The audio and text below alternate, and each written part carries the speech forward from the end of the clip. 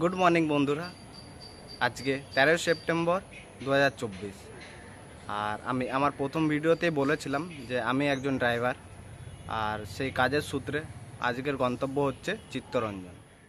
ডেলির কাজের মতো সকাল সকাল বেরিয়ে পড়লাম, আর আজকে যাব হচ্ছে চিত্তরঞ্জন দেশবন্ধু মহাবিদ্যালয়। আজকে নিয়ে যাব হচ্ছে এই গাড়িটা, Maruti Suzuki espresso, petrol engine, 998 সিসির গাড়ি। যাই হোক, বেশি দেরি না করে বেরিয়ে পড়লাম। ম্যাডামের বাড়ি হচ্ছে আসানসোল ডলি লজ। এখান থেকে সোজা যাব আসানসোল বাস স্ট্যান্ড। ওখান থেকে এক ম্যাডামকে পিক আপ করবো, তারপরে আমরা যাব হচ্ছে চিত্তরঞ্জন।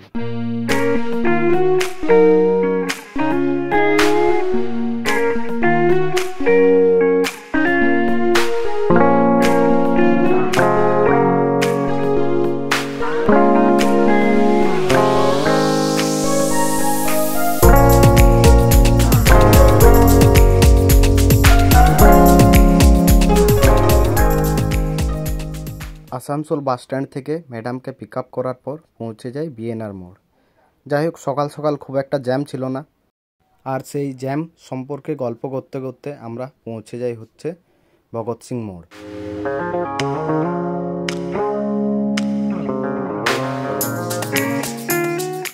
এটা হচ্ছে আসানসোলের ভগৎ সিং মোড়। ভগৎ সিং মোড় থেকে ডান দিক নিয়ে আমরা পৌঁছে যাই জুবলি মোড়। জুবলি মোড়ের যে সোজা রাস্তাটা দেখছেন ওটা চলে যাচ্ছে দুমকা, বাট আমরা নিয়ে নিচ্ছি বাঁ দিকে। আর এই জুবলি মোড়ের বাঁ দিকে রয়েছে আসানসোল ইঞ্জিনিয়ারিং কলেজ। তোমরা হয়তো কলেজটা দেখতেই পাচ্ছ। যাই হোক, আর এই রাস্তাটা সোজা উঠে যাচ্ছে NH-19। আসানসোল থেকে চিত্তরঞ্জনের দূরত্ব হচ্ছে 26 কিলোমিটার। আর চিত্তরঞ্জন যাওয়ার দুটো রাস্তা হচ্ছে, একটা হচ্ছে জিটি রোড আর একটা NH-19। তো যাই হোক, আমরা NH-19 ধরেই যাব। আর NH-19 ধরে আমরা অন্য রুট হয়ে যাব। অন্য রুট বলতে আমরা যাব এথোড়া হয়ে। এথোড়া হয়ে যাওয়ার কারণ হচ্ছে সেই রাস্তায় জ্যামটা একটু কম থাকে।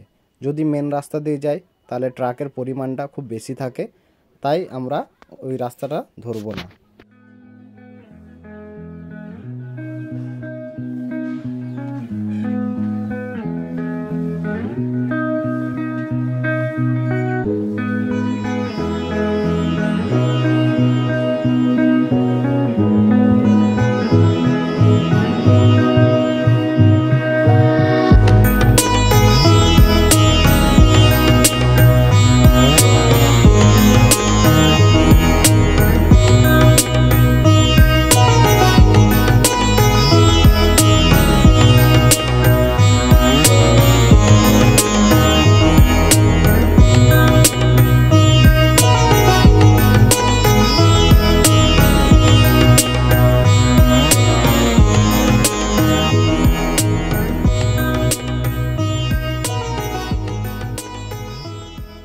এই রাস্তার দুই ধারে প্রচুর কাশফুল ফুটে উঠেছে, আর সেই কাশফুল জানান দিচ্ছে মা আসছে। যাই হোক, আর কয়েকদিন বাকি দুর্গাপুজো। শরৎকাল অর্থাৎ সেপ্টেম্বর থেকে অক্টোবর পর্যন্ত এই কাশফুল ফোটে। কাশফুল দেখতে দেখতে আমরা পৌঁছে যাই চিত্তরঞ্জন CLW। আর এই গেট দিয়ে ঢুকে আমরা বাঁ দিক নিয়ে আমরা পৌঁছে যাব আমাদের গন্তব্য দেশবন্ধু মহাবিদ্যালয়। তোমাদের জানিয়ে দিই, এই চিত্তরঞ্জনে রয়েছে ভারতের ইলেকট্রিক লোকোমোটিভ নির্মাণ কারখানা। বিশ্বের বৃহত্তম লোকোমোটিভ উৎপাদক কারখানাগুলির মধ্যে অন্যতম। এই সব গল্প করতে করতে বন্ধুরা চলো আমরা এগিয়ে যাই আমাদের গন্তব্যের দিকে।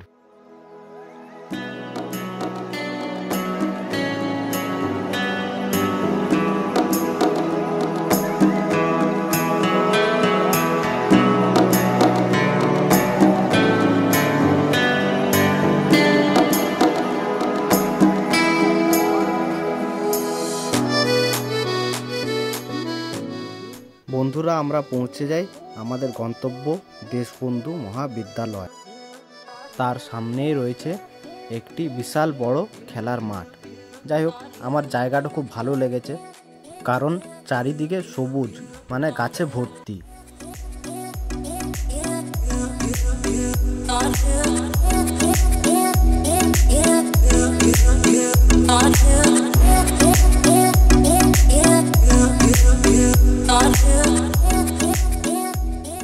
এটা হচ্ছে এখানের কার পার্কিং, আর সব গাড়িগুলো এখানে রাখা থাকে। বোধহয় কলেজে কিছু প্রোগ্রাম চলছে। এখন বাজে 2:10। খুব জোর খিদে পেয়ে গেছে। তো সকালে যখন কলেজ আসি তো এখান থেকে 2টো টোকেন দেওয়া হয়েছিল, একটা ব্রেকফাস্টের জন্য আর একটা লাঞ্চের জন্য। তো ব্রেকফাস্ট করা হয়ে গেছিলো, তখন ভিডিও করিনি, বাট এখন যাই দেখি কি আছে না আছে তোমাদের সাথে শেয়ার করব। লাঞ্চে টিফিনে দেওয়া হয়েছিল ফ্রাইড রাইস আর চিলি চিকেন, আর ছিল মিষ্টি। খেতে মোটামুটি ঠিকই ছিল। বন্ধুরা, আমরা এইমাত্র খাওয়া দাওয়া করে এসে গাড়িতে বসলাম, আর পিছনে দাদাকে দেখছো, দাদারও বাড়ি আসানসোল। তো তোমাদের যদি ভিডিওটা ভালো লাগছে তাহলে লাইক করো, আর আমার চ্যানেলে যারা নতুন তারা চ্যানেলটা সাবস্ক্রাইব করে দিও। সকাল থেকে ওয়েদারটা খুব বাজে ছিল, প্রচণ্ড রোদ ছিল। যাই হোক, এখন একটু মেঘলা করে এসছে। খাওয়া দাওয়ার পর আমরা সব ড্রাইভার দাদারা আড্ডা দিচ্ছিলাম, আর ওই যে 2 দাদাকে দেখছেন ওনাদের বাড়িও আসানসোলে। আমরা অনেক গল্প করছিলাম, হাসি মজাক। যাই হোক, গল্প করতে করতে সন্ধে হয়ে এসেছিল। 5:30 আমরা বেরিয়ে পড়লাম বাড়ির উদ্দেশ্যে। তো বন্ধুরা, তোমাদের জানিয়ে দিই, আমার সাথে যদি তোমরা যোগাযোগ করতে চাও বা আমাকে হায়ার করতে চাও, তাহলে স্ক্রিনে দেওয়া নাম্বারে বা ডেসক্রিপশানে আমি আমার নাম্বার দিয়ে দেব, আমার সাথে যোগাযোগ করতে পারেন। আজকের ভিডিওটা এখানেই শেষ করছি। পরবর্তী ভিডিওতে খুব তাড়াতাড়ি দেখা হচ্ছে।